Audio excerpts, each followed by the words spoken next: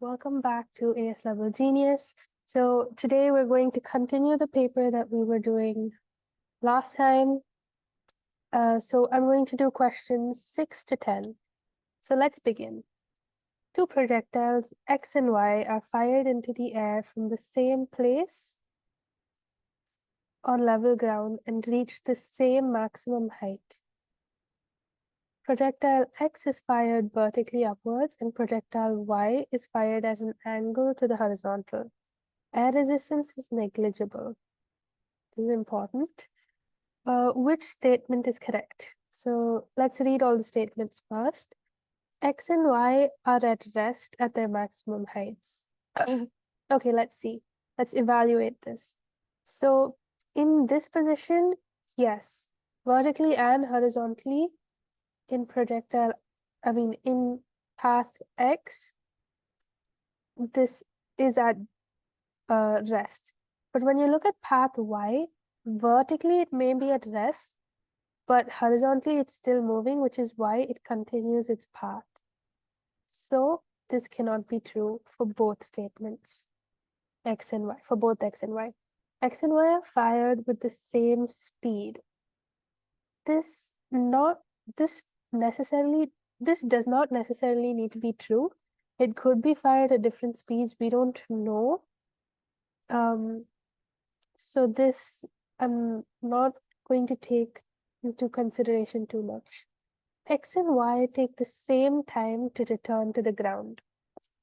Now we know that when air resistance is negligible, this does make sense, that it takes the same time to return to the ground. But let's check the last one just to eliminate it. X and Y travel the same distance. This is not true because distance of Y would be this entire curved path, whereas distance of X would just be this path and then back down.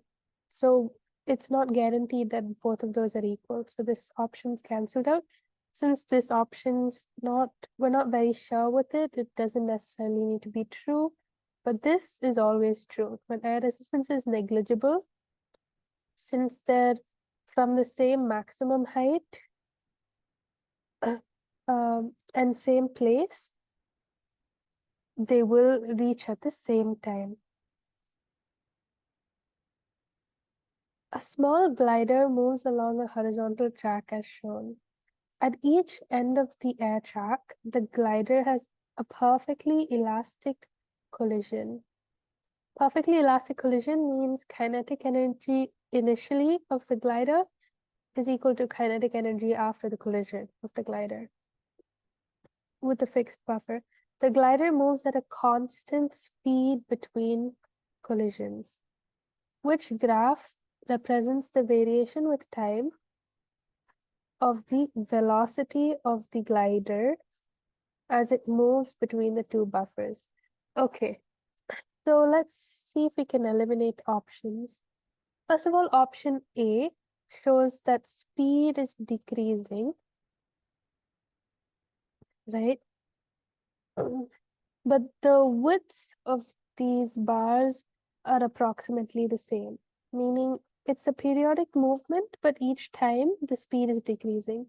However, we know that in a perfectly elastic collision, since kinetic energy remains the same throughout, and kinetic energy's formula is half times m times v square, we know since mass of the glider is going to remain constant and 0.5 is a constant, only v square could possibly change, but since v square initial should be equal to v square final, this can also not change. So speed cannot change. So anywhere that speed's decreasing, it's not true. Also, it has to be periodic. So now when we come to C, the speed's not decreasing, but it's not periodic. So this is out of the picture. So D, everything in an elastic collision has to be uniform since there's no external force, which is why it moves elastically. If you didn't understand that, let me know in the comment section. I can maybe touch upon it in the next video once more in more detail. A car accelerates from rest. So what I'm doing now in these videos is just sort of going through a rough idea of how I use the concepts or how I come to a conclusion. But if you want more detail on the concepts, I will be making a series for that soon. So don't worry. The graph shows the variation of the momentum of the car with time. Okay, accelerates from rest, they're showing momentum. So immediately, once we read the question, which is, what is the meaning of the gradient of the graph at a particular time? Then we know we're looking at gradient, which is y by x, change in y by change in x, which is change in momentum by change in time. And if you know your formulas well enough, you can click that this is going to be resultant force. But even otherwise, if that does not click to you at the moment, Cambridge is quite nice with their options. So the first option is the kinetic energy of the car. We know that kinetic energy does not give this. That should probably click to you immediately, that momentum by time is not equal to kinetic energy. Then the rate of change of kinetic energy. First of all, kinetic energy is not there in part of this. On top of this, they've given the rate of change of kinetic energy. Then the resultant force on the car. If it clicks to you at this moment, great. But even otherwise, the velocity of the car. We know that momentum by time cannot give you velocity. So it has to be this. Next. 1 minute.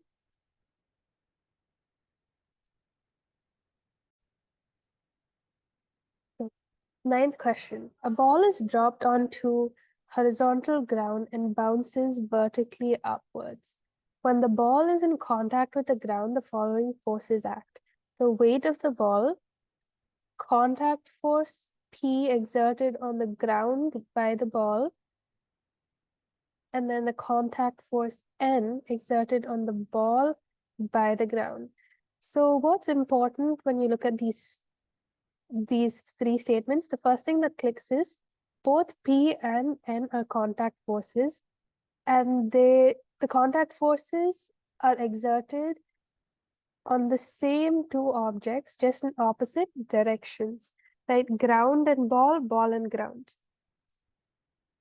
Which means the magnitude of N and the magnitude of P are equal, and since they're in opposite directions, you can cancel them out. So that's the first thing that comes to mind. Then when we continue the question to see what they're actually asking about. When the ball is in contact with the ground, the ball is momentarily stationary, which means when anything's momentarily stationary, the first thing that has to click in your head is, okay, the forces are in equilibrium. So at this instant, which relationship is correct? Okay, so let's try the process of elimination because I think it'll be quite useful here. N is equal to P plus W. Clearly, we know that N is equal to P. If you add a W to either one side, that means that these two can't be equal anymore. So that is already off the list. Then N is greater than P plus W. We know N and P are again equal. So if you add W to P's side, that means P plus W has to be greater. It should be opposite actually. So this is also off the list. N is equal to W. This could be a possibility, so we'll leave it in there. And N is greater than W. This could also be a possibility, but there's one thing we forgot to note, that it bounces vertically upwards. So in the end, it's moving upwards.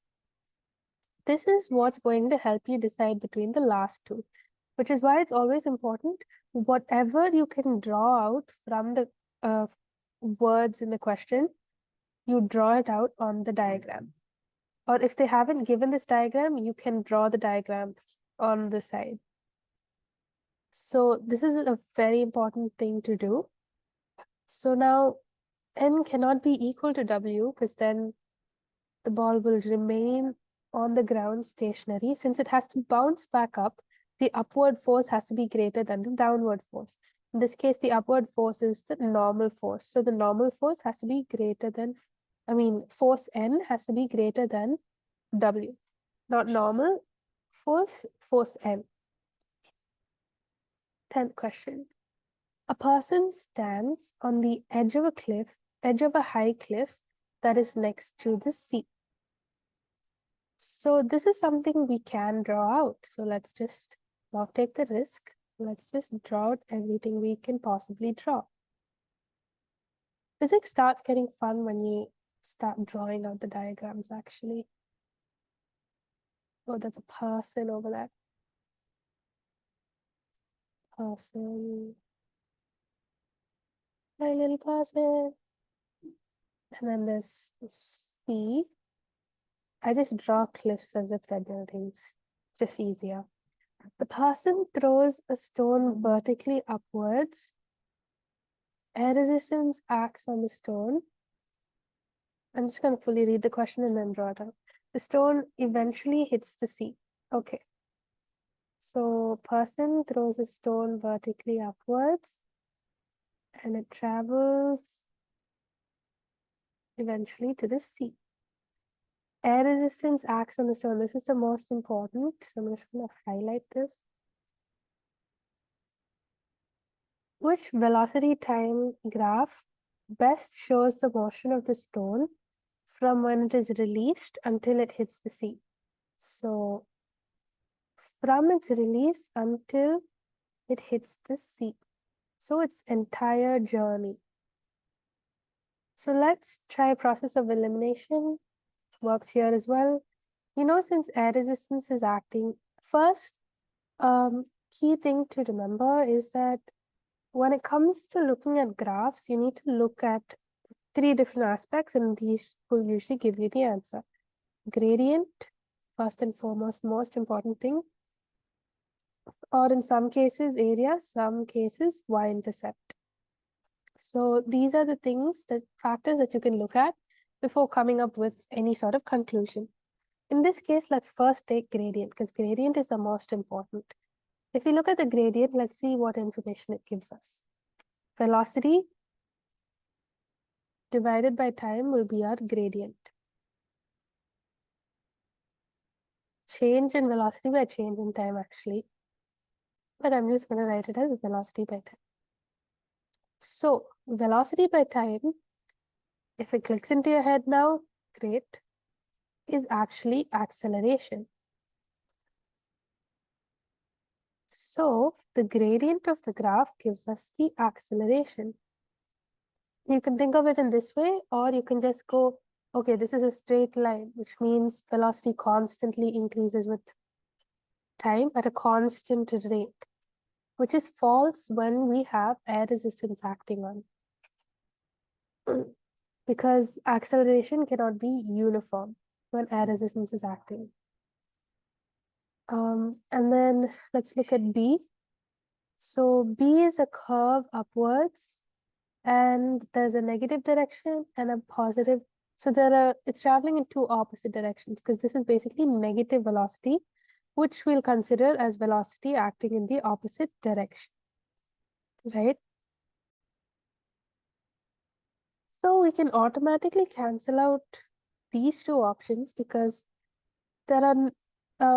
we don't have 2 different directions.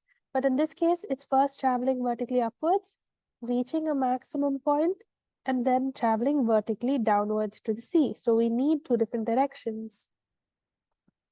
So we can finally end up with B. And if we cross-check, we should understand that this is a decreasing gradient, decreasing acceleration, which is true because any object will decrease in acceleration and reach a terminal velocity, which makes sense. Even though the stone hasn't reached terminal velocity yet, it eventually, if you had extended this, it would have, if it did not hit the sea at that particular time. So we can confirm that this is the correct option. Okay, That's it. 10 questions are done. Let's quickly go through the mark scheme and correct our answers, which I have open here. Let's correct from the 10th question. So 10 question B.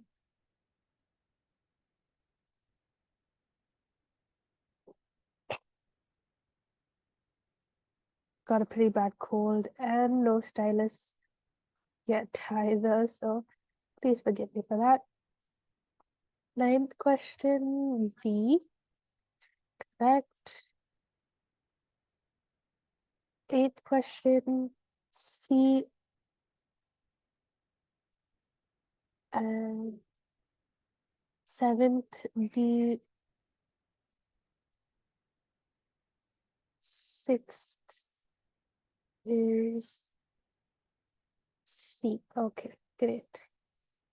Okay, thank you guys so much for watching. Don't forget to like and subscribe. Hopefully this helped you.